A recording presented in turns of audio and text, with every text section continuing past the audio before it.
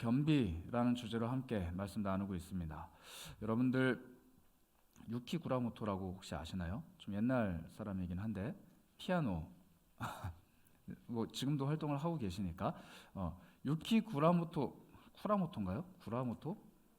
구라모토 맞죠? 유키 구라모토. 이분이 51년생이에요. 나이가 꽤 이제 있으시죠? 그런데 저는 몰랐는데 얼마 전에 제가 기사로 접했어요. 이분이 51년생인데 데뷔가 85년이었습니다.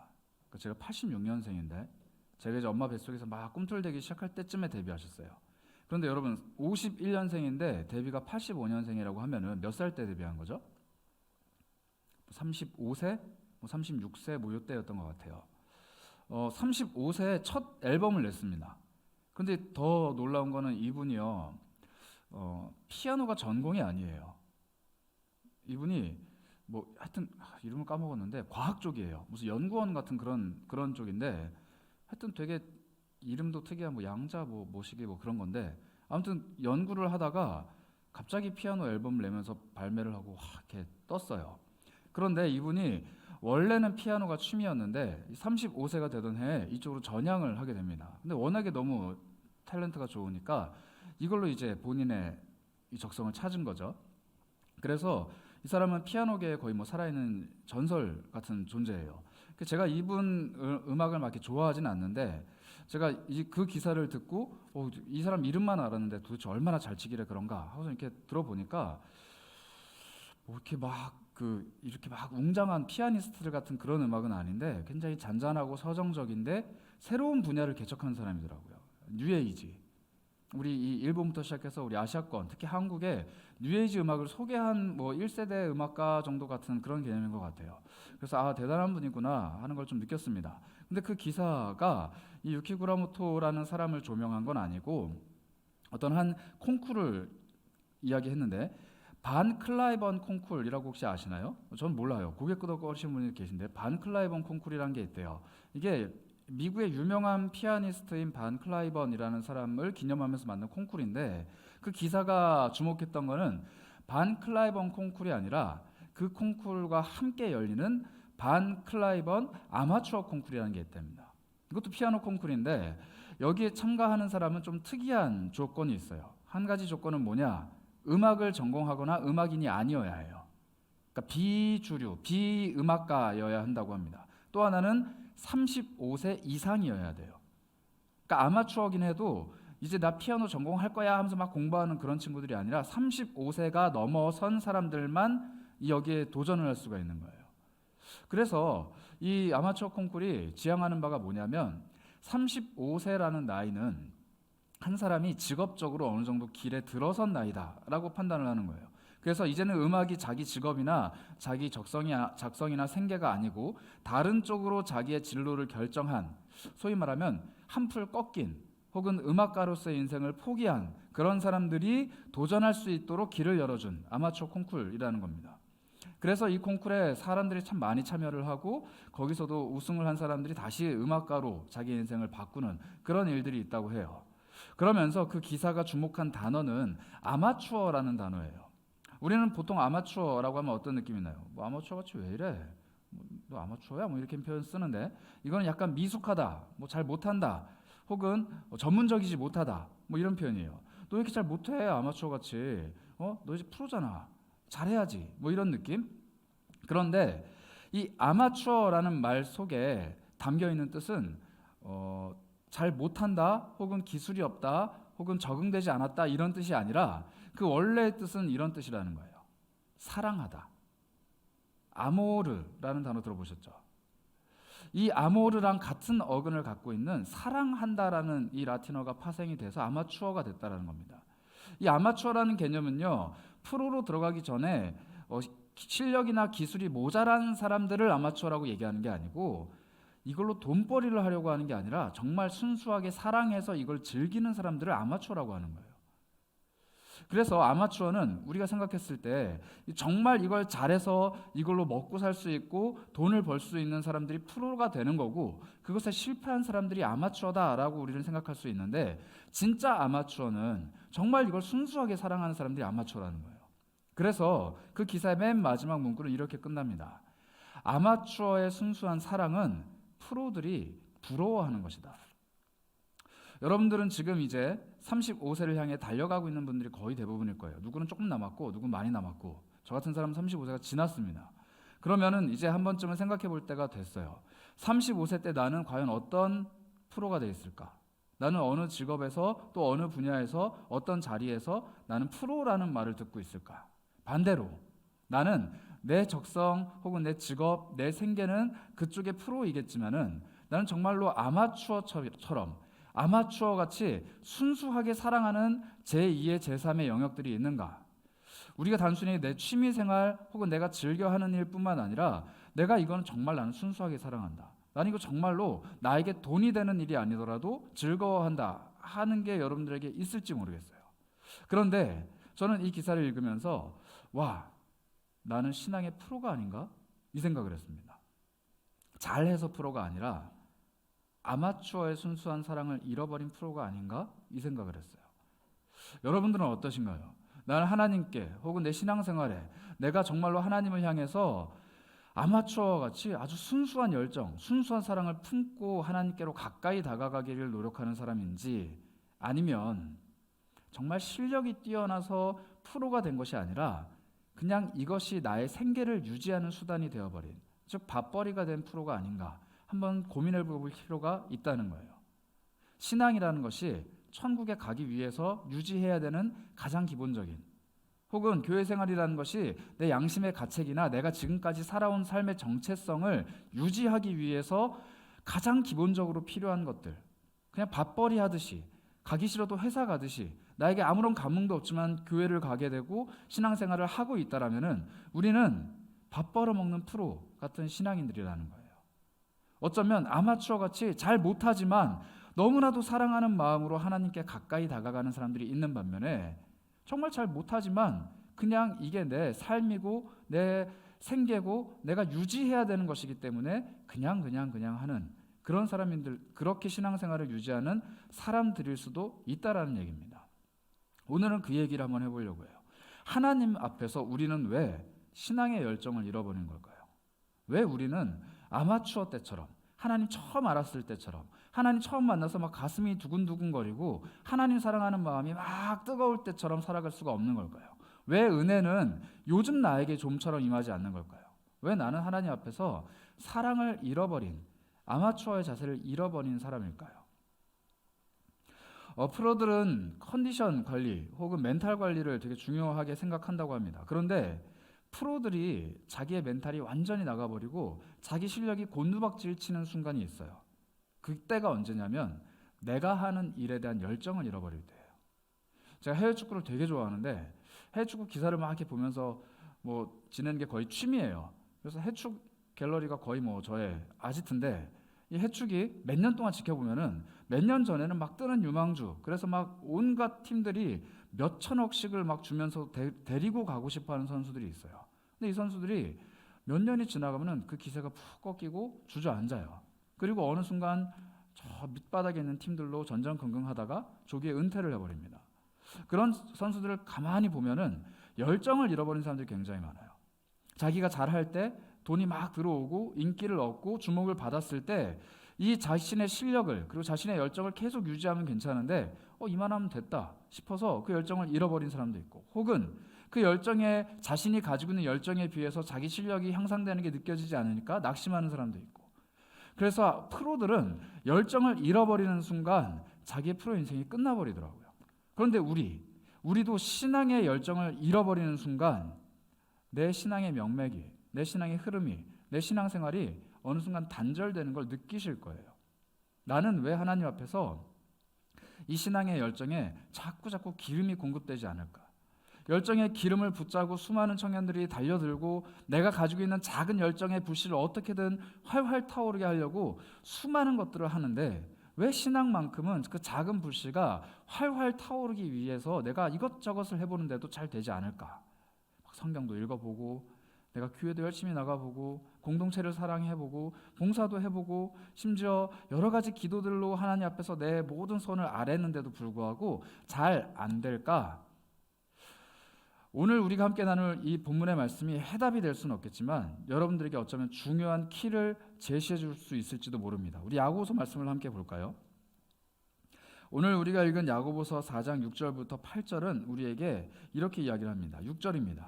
하나님이 더욱 큰 은혜를 주시는데 하나님은 교만한 자를 물리치시고 겸손한 자에게 은혜를 주신다. 이렇게 이야기합니다. 하나님 앞에서 내 신앙이 은혜를 받은 것, 은혜라는 것은 내 신앙을 뜨겁게 만들고 내 신앙을 열정으로 가득 채우게 하고 내 신앙이 막 진취적으로 움직이게 만드는 원동력, 그 전부인데 그 은혜를 하나님이 주신다는 거예요. 근데 그 주시는 이유가 겸손한 자에게 주신다는 거예요. 우리가 함께 나누고 있는 겸비입니다. 이 겸비하는 자세를 가진 사람, 겸손한 마음을 가진 사람에게 하나님이 은혜를 베풀어 주시는데 하나님이 은혜를 거두어 가시고 자신에게서 멀리 밀어버리는 사람이 있어요. 그 사람이 누구냐면 교만한 사람입니다. 하나님은 사람을 두 부류로 갈라놓으세요. 하나님을 믿는 사람, 믿지 않는 사람. 그런데 또 하나의 부류가 있습니다. 믿는 사람들도 사실 이 분류 안에서는 또 극명하게 갈리는데 하나님은 또 다른 분류를 어떻게 내리시냐면 교만한 자와 겸손한 자로 나누세요. 하나님을 믿지만 교만한 사람이 있어요. 하나님을 믿지 않지만 겸손한 사람이 있습니다.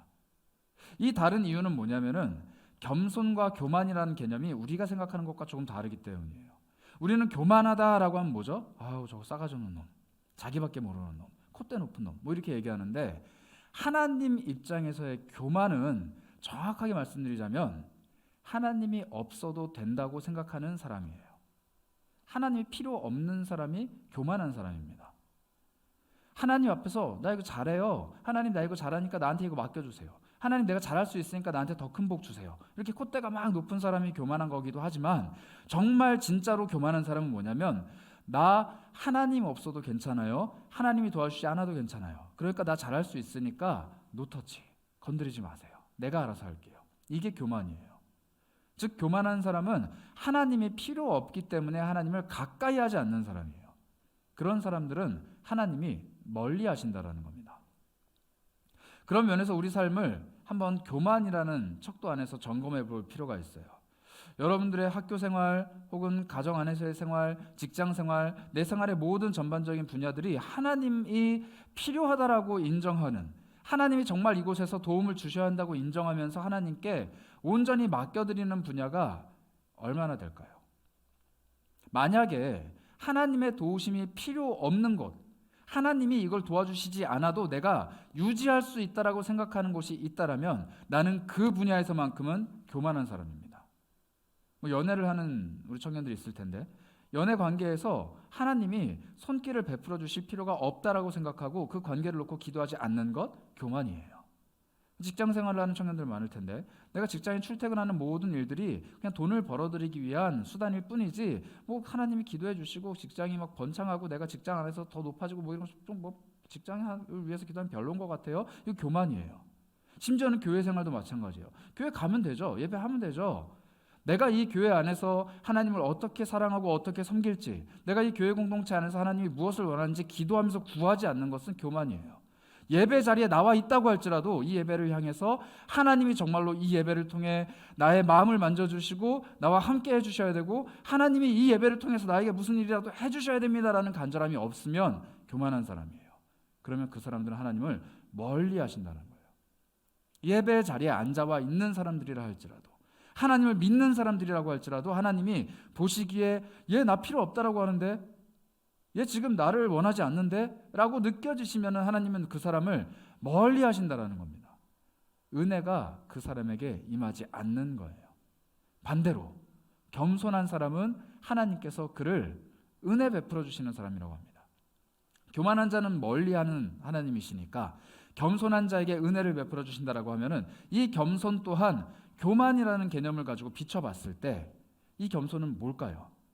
하나님 앞에서 내가 낮아지지만 내가 낮은 존재이기 때문에 하나님이 필요하다라고 고백하는 게 겸손이에요. 하나님 정말 필요합니다. 내가 보잘것없고 능력도 없고 가진 것도 없고 지혜도 없고 아무것도 없고 내가 하는 족족 다 망하는 거예요. 손 대는 족족 잘 안 돼요. 하나님 내가 뭘 해도 서툴러요. 그래서 하나님 필요해요. 이게 겸손이라는 거예요. 겸비한 자세를 갖는다라는 겁니다. 그래서 이런 사람들에게는 하나님이 은혜를 주신대요. 놀랍죠? 교만한 자는 하나님이 멀리 하시는데 하나님이 필요하다고, 하나님이 정말 있어야 한다고 겸손한 자세로 가까이 다가오는 사람들을 하나님이 가까이 하신다라고 하지 않고 은혜를 주신다라고 얘기를 해요. 그 마음을 뜨겁게 만들어주시는 은혜, 그 삶에 필요한 은혜, 그 삶에 필요한 은혜를 베풀어 주신다라고 합니다. 하나님은 겸손한 자를 가까이 하시는 게 아니라 은혜를 베풀어 주세요. 그럼 언제 우리는 하나님을 가까이 할 수 있을까요? 그 해답이 오늘 말씀 뒷부분에 조금 더 나오는데요. 7절을 한번 볼까요? 너희는 하나님께 복종하라. 그리고 마귀를 대적해라. 그리고 너희를 피하는 마귀를 대적하면서 동시에 어떻게 하라고요? 8절을 하나님을 가까이 해라. 힌트는 여기에 있어요. 하나님 앞에서 교만한 사람은 하나님을 멀리하지 않아도 알아서 하나님이 멀리하세요. 그런데 반대로 하나님이 필요하다고 간구하는 사람들한테 하나님이 가까이 다가가셔서 나 여기 있다 짠 이렇게 하시는 게 아니고 뭘 먼저 하시냐면 은혜를 먼저 주신다는 거예요. 은혜가 있어야 하나님께 가까이 갈 수 있어요. 가까이 가는 노력을 해야 은혜가 나에게 임하는 거예요. 하나님께 가까이 가는 것과 하나님이 베풀어 주시는 은혜는 톱니바퀴처럼 맞물려 돌아가는 존재들이에요. 내가 하나님을 가까이 하기를 원해서 하나님 앞에 가까이 가면 가까이 갈수록 내 잘못이 보입니다. 나의 부족한 게 보이는 거예요. 나의 연약한 게 보여서 하나님 앞에서 고개를 숙일 수밖에 없는 거예요. 그게 겸손이고 겸비예요. 그러면 그러한 자세를 가진 사람들에게 하나님이 은혜를 베풀어 주세요. 너 고개를 들어, 힘을 내, 내가 너를 사랑해, 내가 너와 함께 할 거야. 너 하지 못하지만 내가 할 수 있게 할 거야. 그게 나의 능력이고 나의 힘이야. 그게 내가 너에게 베풀어주는 은혜야 라고 말씀을 하시는 거예요. 하나님께 가까이 가면 가까이 갈수록 나의 부족함이 보여서 고개는 떨궈지지만 그 가까이 가려고 노력하는 사람에게 하나님은 은혜를 베풀어 주시고 힘을 베풀어 주시고 그의 마음을 회복시켜 주시는 겁니다. 우리에겐 은혜가 필요해요. 정말로 은혜가 필요해요. 하나님께 가까이 가는 은혜가 필요하고 그 하나님이 위로해 주시는 은혜가 필요합니다. 여러분들은 어떤 은혜를 간구하고 계신가요? 나의 힘으로 할 수 없는 것 때문에 하나님이 거기에 은혜를 베풀어 주시면 내가 그걸 할 수 있을 것 같아서, 내가 이걸 정말 바라고 원하는데 잘 안 될 것 같을 때 하나님이 은혜를 얹어주시면 그게 가능할 것 같아서, 내가 여기 들어가고 싶고 내가 이것 이루고 싶고 내가 이것 가지고 싶은데 내가 할 수 없으니까 하나님이 거기에 은혜를 살짝 얹어주시면 그게 가능할 것 같아서 하나님을 찾는 사람이라면 교만한 사람입니다. 내가 할 수 있는데 조금 힘드니까 하나님이 살짝만 힘을 얹어주세요. 이거 교만이에요. 정말 하나님의 은혜를 바라는 사람은 뭐냐면 난 이거 진짜 못합니다. 나 이거 진짜 안 돼요. 나 이거 진짜 어떻게 할 수가 없어요. 이렇게 고백을 하는 게 겸손이라는 거예요. 우리 아까 찬양 인도를 맡았던 우리 준호 형제가 광야를 지나며라는 찬양을 여러분들과 나눴어요. 참 힘겨운 시간들을 지나가는 우리 청년들에게 위로가 되는 찬양이 아닐까. 비단 청년뿐만 아니라 정말 광야와 같은 인생을 지나가는 우리들에게 위로가 되고 힘이 되고 격려가 되는 찬양이 아닐까 하는 마음이 있어요. 여러분들은 과연 어떤 광야를 지나가고 계신가요? 어떤 길들을 지나가고 계세요? 이렇게 아무렇지도 않게 예쁘게 꽃단장하고 교회에 앉아서 예배하고 있지만 뭐 이렇게 웃고 있겠지만 마음속에 도대체 어떤 이 갈망과 갈급함과 힘겨움이 있냐는 거예요. 저는 여러분들을 바라보면서 요즘에는 그런 생각들을 좀 문득문득 하게 돼요. 이들이 나를 풍요롭게 만드는 존재구나. 여러분들의 모습이 저를 풍요롭게 만들어요. 그래서 제가 자꾸 교만해져요. 그냥 서 있는데 뒤에서 새 가족이 들어오면은 막 마음이 풍요로워져요. 새 생명이니까, 새 가족이니까 좋아요. 그런데 저를 자꾸 풍요롭게 만들어서 교만하게 만드는 것 같아요. 여러분들의 생활이 잘 되고 잘 풀리면은 너무 기분이 좋아요. 제가 지난주에도 얘기했듯이 제가 그냥 속으로 나 몰래 기도하던 게 여러분들의 삶에서 이루어지고 제가 여러분들의 신앙이 이랬으면 좋겠습니다. 하나님 좀 도와주셨으면 좋겠습니다 했던 모습들이 이루어지면은 막 너무 기뻐요. 그런데 그 풍요로운 마음이 때때로는 하나님을 자꾸 잊어버리게 만드는 거예요. 어떤 면에서 여러분들은 저를 교만하게 만드는 존재일 수도 있어요. 제가 그 마음이 오늘 이 앞에 단상에 올라와서도 그 마음이 막 느껴지는 거예요. 이렇게 예배를 하겠다고 모여드는 청년 공동체를 보면서 제 마음이 더욱더 겸손해야 되는데, 하나님, 이들에게 어떻게 제가 하나님 말씀 전합니까? 어떻게 이들의 삶이 하나님께로 조금 더 가까이 갈 수 있도록 제가 인도를 할 수 있겠어요? 저 못합니다. 저 못해요. 아무것도 못해요. 하나님이 좀 해봐봐요. 이렇게 겸손한 마음을 가져야 되는데, 오라 예뻐라, 교회 왔네. 아, 예쁘다. 야, 너무 좋다. 교회 이렇게 많이 모여서 예배할까 얼마나 좋아. 우리 공동체 이렇게 풍요로운 공동체야. 이런 마음이 제 속에 스물스물 올라온다는 거예요.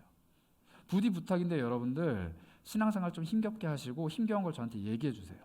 여러분들이 아무리 많이 앉아있더라도 여기에 있는 사람들이 다 병자였으면 좋겠어요. 여기 앉아있는 사람이 다 시궁창 같은 인생을 좀 살았으면 좋겠어요. 저한테 와서 힘든 거 좀 얘기 좀 했으면 좋겠어요. 제가 마음 아파서 좀 기도 좀 하게. 제가 여러분들 놓고 고민하면서 기도 좀 하게, 여러분들 괴로운 거 걱정 근심 다 갖고 와서 좀 얘기 좀 해줘요. 여러분들 멀쩡하게 앉아있지 말라는 얘기예요. 왜냐하면 멀쩡한 모습으로 하나님 앞에 나오는 것 자체도 교만이기 때문이에요. 우리 마음이 힘들어야 돼요. 하나님 앞에서 살아가려고 발버둥 치는 우리 인생이 힘들어야 돼요.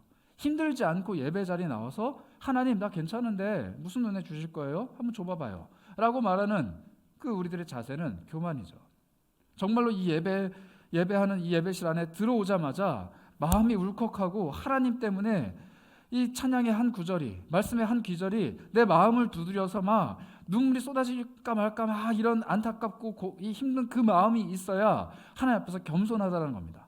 그렇다고 꼭 매번 울라는 얘기는 아니에요. 하나님 앞에서 기쁜 마음, 또 하나님 앞에서 낮아지는 마음, 수많은 감정들이 있겠지만 나 오늘 이 예배 때만큼은 반드시 하나님이 필요합니다. 나 정말로 하나님이 필요합니다. 이 마음으로 오셨으면 좋겠다는 거예요. 저한테 그 얘기를 안 하셔도 좋아요. 우리 하나님께는 그 얘기를 했으면 좋겠어요. 기도하려고 고개 숙일 때마다 하나님, 이 문제 안 되는 거 하나님 아시잖아요. 하나님, 이거 해결할 수 없는 거 하나님 아시잖아요. 하나님이 일해 주셔야 되는데 하나님의 손길이 나한테 너무 멀리 있는 것 같아서 내 마음이 괴로워요. 불안해요. 하나님, 나 하나님 앞에서 교만한 거 아닐까요? 하나님이 교만한 자는 멀리 한다고 하셨는데 내 마음속에 어디가 교만하길래 하나님 나를 가까이 하시지 않는 걸까요? 하나님, 돌아봤으면 좋겠습니다. 나에게 깨닫게 하는 지혜를 주셔서 내 마음이 겸손해졌으면 좋겠습니다. 오늘 이 예배가 내 마음이 하나님 앞에서 겸비하는 예배가 되기를 원합니다 라는 마음으로 오셨죠, 다들? 그러면 하나님 앞에서 우리가 은혜를 구했으면 좋겠어요. 하나님, 나에게 필요한 은혜가 도대체 뭘까요? 오늘 말씀은 그 은혜를 우리에게 이렇게 구하라라고 이야기하고 있습니다. 8절을 볼까요? 하나님을 가까이 해라. 하나님을 가까이 해라. 그리하면 너희를 가까이 하시리라. 하나님을 가까이 하는 여러분들이 되시길 축복합니다. 하나님을 가까이 하려면 성경책을 평소에 이렇게 들고 다니는 걸 이렇게 들고 다니고, 핸드폰 바탕화면 십자가 놓고 막, 컴퓨터 바탕화면 예수님 십자가에서 피 흘리고 있는 거 놓고 막 계속 기도하고 중얼중얼 계속 예수님 사랑합니다 뭐 이렇게 하고 돌아다니는 사람이 하나님 가까이 하는 걸까요?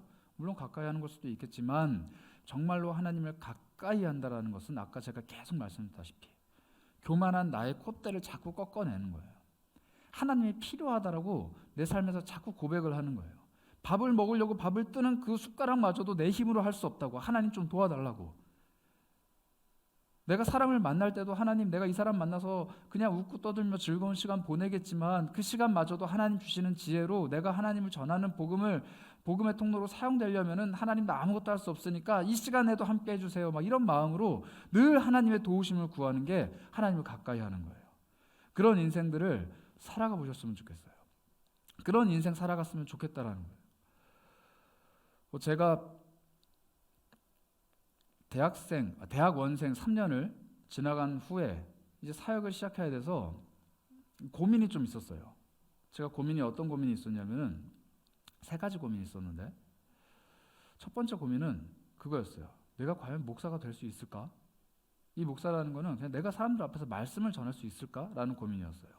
내가 설교하면 사람들이 듣고 막 그 마음속에 막 감동이 있고 내가 그렇게 느꼈던 것처럼 설교 말씀 듣고 기도하면은 막 삶이 변화가 되고 능력이 나타나고 막 그런 사람이 될 수 있을까? 여전히 의구심이었습니다. 근데 이건 아직도 좀 해결이 잘 안 돼요. 두 번째는 이건 너무 좀 제가 부끄럽긴 한데 이거 진짜 실제적인 고민이었어요. 내가 먹고 살 수 있을까? 목사가 돼서 먹고 살 수 있을까라는 생각을 했어요. 왜냐하면 제가 신대원 3년 내내 사례가 없었어요. 그래서 제가 보수라고 하면 안 되지. 뭐라고 하죠? 자비량 사역이었죠. 그러니까 제가 학비만 딱 받고 교회에서 사례가 없었기 때문에 3년 동안 제가 빚이 좀 많이 있었습니다. 학자금 대출이. 졸업할 때 되니까 뭐 장학금이며 뭐며 이런 걸로 막 해도 생활비를 좀 이제 쓰다 보니까 빚이 너무 많은 거예요. 머릿속에 아무리 계산을 해봐도 내가 이제 목사가 돼서 교회가 베풀어 주시는 사례를 가지고 생활을 해도 이걸 뭐 갚을 수 있을까 막 이런 걱정들이 되게 앞섰어요. 그래서 내가 먹고 살 수 있을까 진짜? 근데 결정적인 세 번째 고민이 뭐였냐면은 그거였어요. 내가 결혼을 할 수 있을까? 돈도 없죠. 제가 그때 건강도 되게 안 좋았고요. 뭐 남들은 교회 안에서는 이렇게 존경해주는 존재이기는 하지만 여러분들한테 물어볼게요. 여러분들 전도사 강사님들이랑 결혼하고 싶은 자매 있으세요 혹시? 그런 정신 나간 사람들이 있나요? 없어요. 이거 고난의 길이에요. 그래서 제가 고민이 되게 많았어요. 누가 나랑 결혼을 해줄까? 돈도 없고 뭐도 없고 아무것도 없는. 그래서 제가 그 고민을 엄청 많이 하면서 첫 번째 사역지를 갔는데 거기 하나님이 누굴 예배해 주셨냐면 제 아내를 예배해 주신 거예요. 거기서 만났어요. 하나님 제 세 번째 그 질문에 대한 답을 주셨습니다. 그리고 두 번째, 첫 번째 답은 안 주세요. 하나님 끊임없이 저한테 얘기하세요. 이거는 너가 지금 누려야 될 게 아니야. 너 계속 여기서 훈련 받아야 돼. 단련 받아야 돼. 이거 계속 가지고 고민해야 돼. 평생을 끌고 가는 아마 숙제일 거예요. 그런데 제가 아까 우리 여러분들이 찬양하는 그 찬양의 고백, 특히 광야를 지나며라는 찬양의 고백을 듣고 있는데 문득 그때가 떠오르는 거예요. 제가 첫 사역지를 나가면서 하나님 앞에 뭐라고 고백을 했냐면 하나님 내가 이런 고민들 실제적이고 아주 삶에 깊숙이 배어있는 이 고민들을 갖고 있지만 하나님이 나를 불러내셨으니까 하나님이 나를 사역자로 부르셨으니까 내가 한번 가서 해볼게요. 해보는데 하나님 나 이거 고민하지 않게 해주시고 하나님에 관한 고민, 하나님에 관한 그 열정만 좀 품게 해주세요 라고 작정을 하고 사역을 시작했어요. 그리고 나서 그 사역지에서 제가 얼마나 많이 기도하면서 노력했는지 몰라요. 제가 얼마나 많이 정말 노력했는지 몰라요. 제가 시시때때로 계속 하나님 앞에 기도하면서 하나님 이거 내 힘으로 안 됩니다. 내가 할 수 없습니다. 이거 하나님 하셔야 됩니다. 막 이렇게 기도하면서 매달렸더니 하나님이 저에게 아내도 주셨고 또 하나님 저에게 많은 영혼들을 붙여주셨어요. 제가 소위 말해서 뭐 그 교회에서 부흥이라고 하기에는 좀 거창하지만은 영혼들을 가까이 하면서 그 영혼들이 예수를 믿고 변화되는 일들을 눈으로 본 거예요. 그래서 제가 마음에 굉장한 확신을 얻었습니다. 아, 하나님이 나에게 분명히 주셨구나, 약속해 주셨구나. 하나님 앞에 기도하면은 하나님께서 해결해 주시는구나. 하나님 나 할 수 없습니다. 하나님 하셔야 됩니다라고 하면 해결해 주시는구나라는 걸 거기서 배웠어요. 그리고 그 신앙의 뭐랄까 야성을 가지고 그 신앙에 뭔가 이렇게 불타는 마음을 가지고 사역을 계속 할 줄 알았는데 어느 순간 보니까 제가 사역의 프로가 되어 있는 거예요. 잘하는 프로가 아니라 그 열정, 그 아마추어 같은 사랑, 완전한 하나님 앞에서의 겸손한 모습이 아니라 이제 해오던 가락이 있으니까 내가 익숙해진 것들이 있으니까 그냥 하고 있는 거예요. 그래서 제가 그 찬양을 또 여러분들의 고백을 들으면서 굉장히 많은 회개를 했습니다. 하나님, 나에게는 왜 광야가 지나간 것만 같이 나 착각하고 있을까요? 지금도 여전히 광야인데, 지금도 여전히 주님 도움 없이는 단 하루도 살 수 없는 곳을 걸어가고 있는데 왜 나는 하나님 앞에서 잘 살고 있는 것처럼 주님 도움 없이 살 수 있는 것처럼 살아가고 있을까요? 실상 나는 산소 호흡기 끼고서는 겨우겨우 걸어가고 있는 사람인데 맑고 상쾌한 공기를 맡고 있다고 착각을 하면서 산소 호흡기 자꾸 떼려고 하는 걸까요? 우리 주님이라는 이 산소 호흡기를 왜 자꾸 떼려고 하는 걸까요? 이 마음이 제가 뭉클 들어오르더라고요. 여러분들께 질문하고 싶어요. 여러분들은 정말로 매일매일을 하나님과 함께 동행하지 않으면 안 될 것 같은 절박함 속에 살아가고 계신가요? 그런 삶의 모습을 겸손이라고 말을 하시고 그 삶의 모습이 없다면 교만이라고 말을 하시는데 그 겸손한 삶을 살고 있냐라는 거예요. 하나님 없이도 살아갈 수 있는 교만함이 우리 삶에 묻어 있다라면은 다른 때는 몰라도 그 순간, 그 시간만큼은 하나님이 우리를 멀리 하십니다. 내 삶에 하나님의 응답이 좀처럼 일어나지 않는, 하나님이 나를 좀처럼 어루만지시지 않는, 하나님의 살아계심이 느껴지지 않는 이유 중에 하나는 어쩌면 내가 교만해서일지도 몰라요. 여러분 정말로 하나님을 만나길 원하는 분야, 만나길 원하는 관계, 만나길 원하는 삶의 정황, 또 만나길 원하는 내 삶의 모습들이 있다면 하나님 앞에서 겸손해지시길 바라요. 특히 오늘 말씀이 이야기하듯이 하나님을 가까이 하면 우리를 가까이 하실 것인데, 그 뒤에 이야기하는 날카로운 경고의 메시지를 귀담아 들으시기 바랍니다. 죄인들아, 손을 깨끗이 해라. 두 마음을 품은 자들아, 마음을 성결하게 해라. 깨끗한 손과 깨끗한 마음을 가져야 해요. 우리가 하나님 없이 살아갈 수 있다라고 착각하는 가장 큰 이유 중에 하나는 죄를 짓고 있기 때문입니다. 손으로 자꾸 죄를 짓다 보니까 그 죄의 결과물들이 내 손에 움켜쥐게 되는 거예요. 욕심이라는 죄를 끊임없이 짓다 보면 욕심의 결과물, 재물이 될 수도 있고 사람들이 될 수도 있고 내가 가지고 있는 명예가 될 수도 있고 수많은 것들이 내 손에 움켜쥐게 되는 거예요. 다른 이들을 미워하는 그 죄된 일들을 자꾸 하다 보면은 다른 사람들의 잘 안 되는 그 모습이 나에게 즐거움으로 다가오는 결과물들이 내 손에 가득 쥐어지게 되는 거예요. 죄의 결과물들이 내 손에 쥐어지게 되다 보니까 내 손은 더러워지는데 나는 풍요롭다라고 착각을 해요. 이 손 빨리 털어버리고 빨리 씻어버리고 주님 손 붙잡고 광야를 걸어가야 되는데 죄를 자꾸 짓고 그 죄를 움켜쥐고 있는 거예요. 그러니 주님 필요가 없죠. 우리 마음은 어떻습니까? 죄에서 나오는 여러 찌꺼기들이 가득 채우고 있는 이 마음들, 그러다 보니 주님 거할 곳 한 곳 없는 그런 가득 차버린 오물과 같은 쓰레기통과 같은 그런 마음들, 그 마음들을 빨리 비워내라는 거예요. 이 두 마음을 가지고 있는 사람, 죄인들, 손을 빨리 씻어내고 빨리 마음을 비워내야 합니다. 그 자리가 수련회가 될 거예요. 수련회는 여러분들의 은혜가 폭발하는 자리가 아니에요. 착각하지 마세요. 그렇게 준비하고 있지도 않고 그렇게 기도하고 있지도 않아요. 우리가 뭘 했다고 수련회 때 은혜가 막 폭포수자같이 쏟아져 내리겠어요. 계속 겸비하자고 얘기하잖아요. 수련회는 시작점이에요. 여러분들이 하나님 앞에서 삶을 변화시키는, 아니 사실 여러분들이라고 얘기하지만 저한테 하는 얘기입니다. 제 삶이 변화가 되는 시작점이 우리 수련회, 우리 아워림이었으면 좋겠어요. 내 손에 묻어있는 이 죄들을 깨끗하게 씻어내는 시간이 우리 수련회, 우리 아워림이었으면 좋겠다는 얘기예요. 내 마음속에 있는 이 두 마음이 치열하게 갈등하고 있는 이 두 마음이 하나로 정리되고 하나님 앞에서 온전해지는 그 시간들이 됐으면 좋겠다는 겁니다.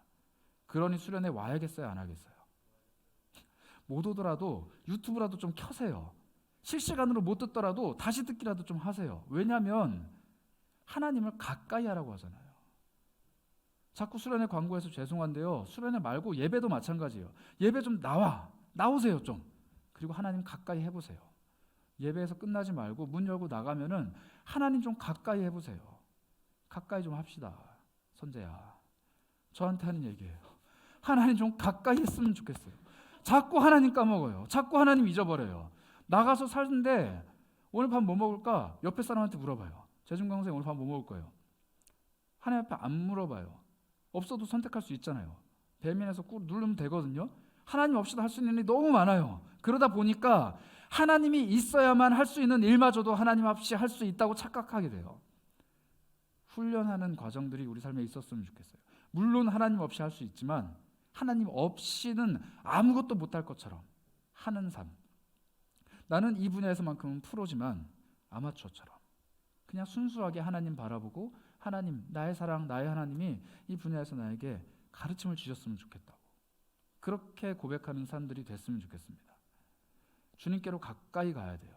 그래서 시편 73편 28절은 우리에게 이렇게 이야기합니다. 하나님께 가까이함이 누구에게 복이라고요? 나에게 복이라. 하나님은 우리가 필요 없는 분이에요. 하나님은 너무 완전한 분이시고 너무 선하신 분이시고 너무 영광스러운 분이시기 때문에 이 손에 죄가 가득한, 마음속에 오물이 가득한 우리가 가까이 다가가면 가까이 갈수록 하나님의 거룩은 깨집니다. 불쾌해요.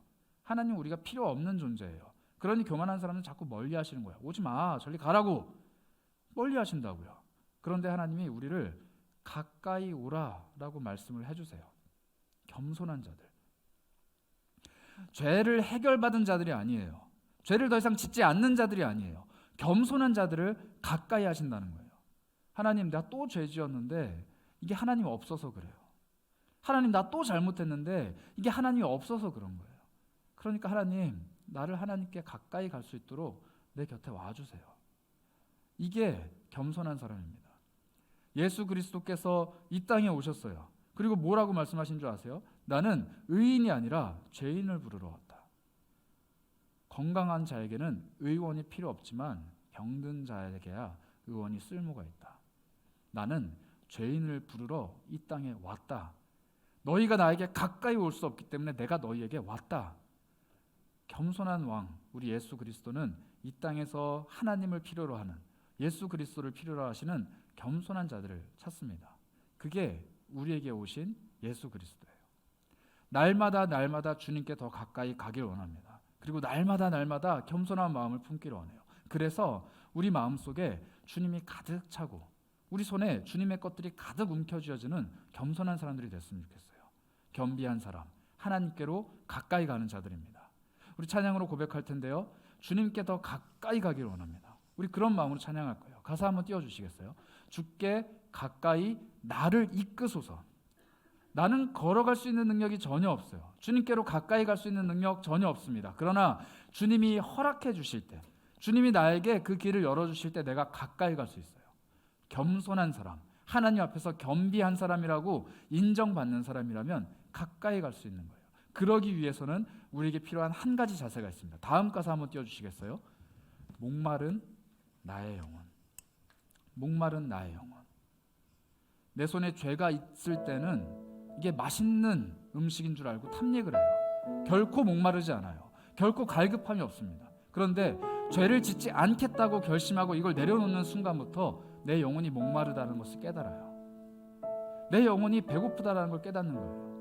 내 마음을 씻어내면은 풍요로운 게 아니라 빈곤에 허덕여요. 왜냐하면 지금까지 내 마음을 채우고 있던 수많은 것들이 다 빠져나가니까 공허한 거예요. 그 공허함이 있어야 주님께로 가까이 갑니다. 여러분들 마음이 가난해지셨으면 좋겠어요. 제 마음이 가난해졌으면 좋겠습니다. 그 마음의 고백을 담아 우리 하나님께 찬양했으면 좋겠습니다. 우리 함께 찬양하겠습니다.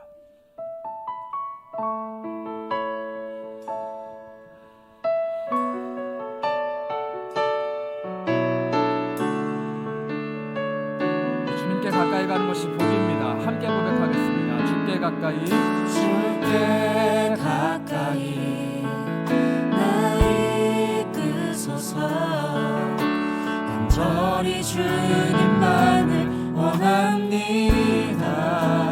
채워주소서. 채워주소서. 주의 사랑을 진정한 찬양 드릴 수 있도록. 다시 한번 고백할까요? 주께 가까이, 주께 가까이 날 이끄소서. 간절히 주님만을 원합니다. 채워주소서. 채워주소서. 주의 사랑을 진정한 찬양 드릴 수 있도록. 목마른 나의 영혼, 목마른 나의 영혼 주를 부르니 나의 맘 만져 주소서. 주님만을 원합니다. 더 원합니다. 나의 맘 만져 주소서. 여러분들께 질문을 좀 드릴게요. 진짜 목마르세요? 진짜 마음이 가난하세요? 내 마음에 하나님이 찾아오셨으면 좋겠다라는 그런 간절함이 있으세요? 그럼 하나님 앞에 고백하셨으면 좋겠어요. 하나님, 내 영혼이 갈급합니다. 내 주머니가 가난한 게 아니라 내 영혼이 가난합니다. 내 배가 배고파서 굶고 있는 게 아니라 내 영혼이 지금 배가 고픕니다. 목말라서 내 영혼이 허덕이고 있습니다. 하나님, 주님께 가까이 나를 이끌어 주시고 나를 채워 주시옵소서. 그 어느 곳으로도 채울 수 없는 내 마음의 공고함을 하나님 채워 주시옵소서.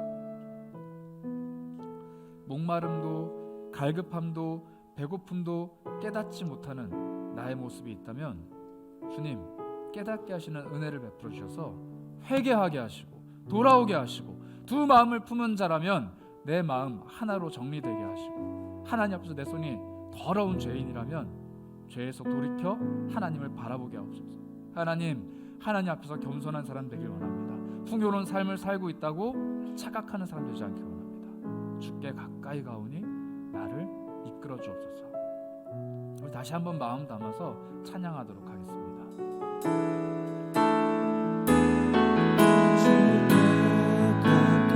날 이끄소서, 간절히 주님만을 원합니다. 채워주소서, 채워주소서.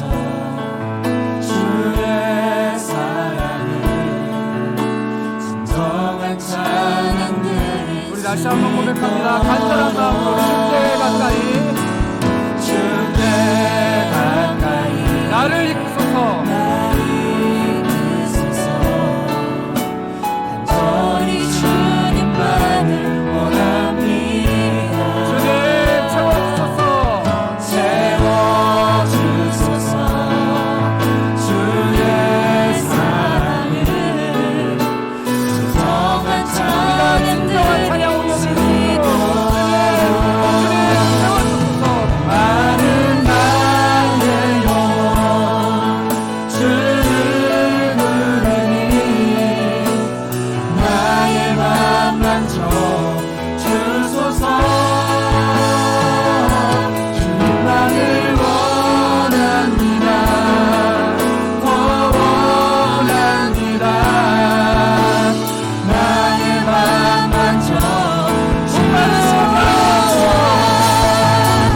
많은 나의 영혼 주를 부르니 나의 맘 만져 주소서. 주님만을 원합니다. 더 원합니다. 나의 맘 만져 주소서. 많은 나의 영혼 주를 부르니 나의 맘 만져 주소서. 주님만을 원합니다. 더 원합니다. 나의 맘 만져 주소서. 우리 함께 기도하길 원합니다. 주님이 만져주셔야 돼요. 우리 마음 정상 아니에요. 죄 짓고 있는 우리 마음 정상 아닙니다. 주님이 만져주셔야 회복됩니다. 주님이 만져주셔야 우리가 주님께로 가까이 갈 수 있어요. 여러분들 하나님 없이 살아가는 삶 옳다고 여기지 않길 원합니다. 하나님 없이 살아가는 삶이 정상이라고 착각하지 않길 원합니다. 주님 내 마음 만져주옵소서. 주님 나를 이끌어 주옵소서. 주님 나를 가까이 해주옵소서. 우리 이런 마음 가지시고 다 같이 하나님 앞에 기도하며 나아가겠습니다. 기도합니다. 많은 나의 영혼 주를 부르니 나의 맘 만져 주소서.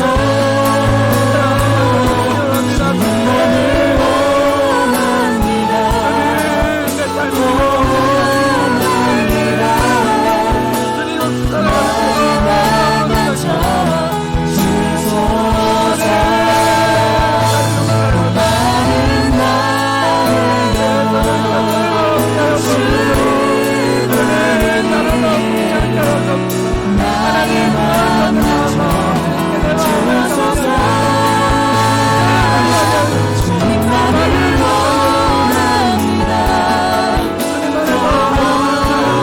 원합니다. 나의 맘 만져 주소서. 다시 한번 기도할 때는 우리 하나님 앞에서 진솔한 마음으로 회개했으면 좋겠습니다. 주님 아무렇지도 않게 지금 여기 앉아서 있지만, 정말 아무렇지도 않게 주님 앞에 예배하고 있지만 내 마음이 사실 죄 덩어리입니다. 주님, 주님께 보여드리기 너무 부끄러운 죄악들, 다른 이들이 보면 정말 치욕스러운 그 죄악들이 내 안에 있습니다. 주님, 죄악을 돌이켜 마귀를 대적하여 주님께로 가까이 가게 하여 주시고, 주님으로 인하여서 풍족해지는 그 마음이 내 마음을 온전한 길로 이끌어가는 것 체험하게 하여 주옵소서. 주여, 이 죄인을 용서하여 주시고 주 앞에서 주님으로 인해 기뻐하는 의인의 자리에 앉게 하여 주옵소서. 우리 여러분들이 가지고 있는, 제가 가지고 있는 그 은밀하고 깊은 죄악을 가지고 이 시간 함께 다시 한번 기도하겠습니다. 우리 주님 앞에서 진솔한 마음으로 다시 한번 기도하며 나아가겠습니다. 주여,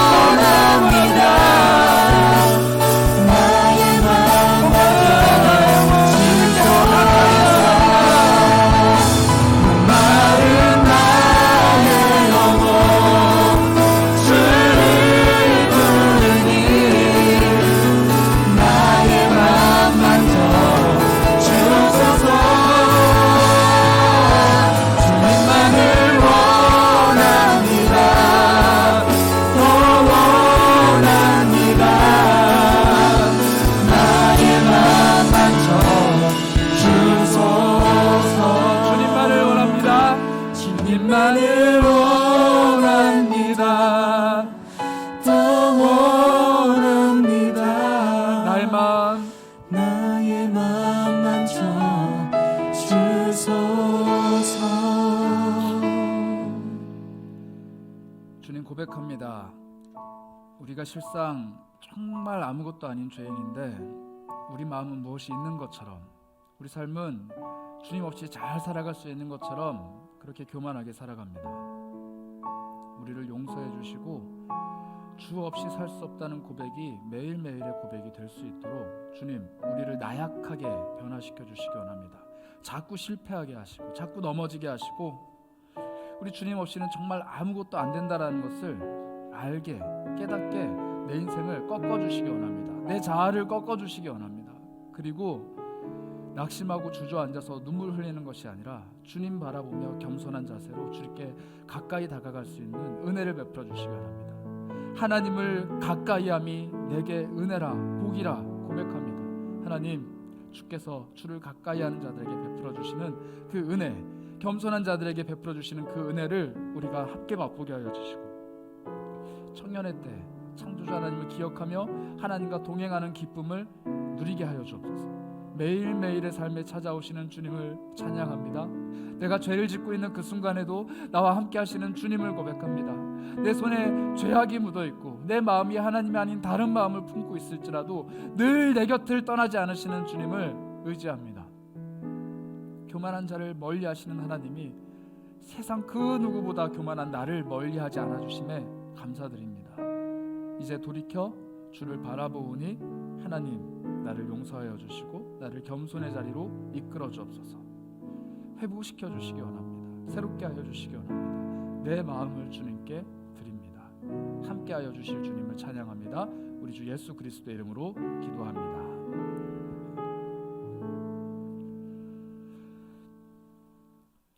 지금은 우리 주 앞에서 겸손한 마음을 품고 우리 주님뿐이라고, 우리 주님만이 내 마음을 채우실 수 있다고 고백하며 우리 주님으로 힘껏 애쓰며 살아가기로 결심하고 돌아가는 사랑하는 고개 숙인 모든 영혼들 머리 위에 우리 주 예수 그리스도의 은혜와 하나님의 사랑과 성령의 교통하심이 지금부터 영원까지 함께 있을지어다.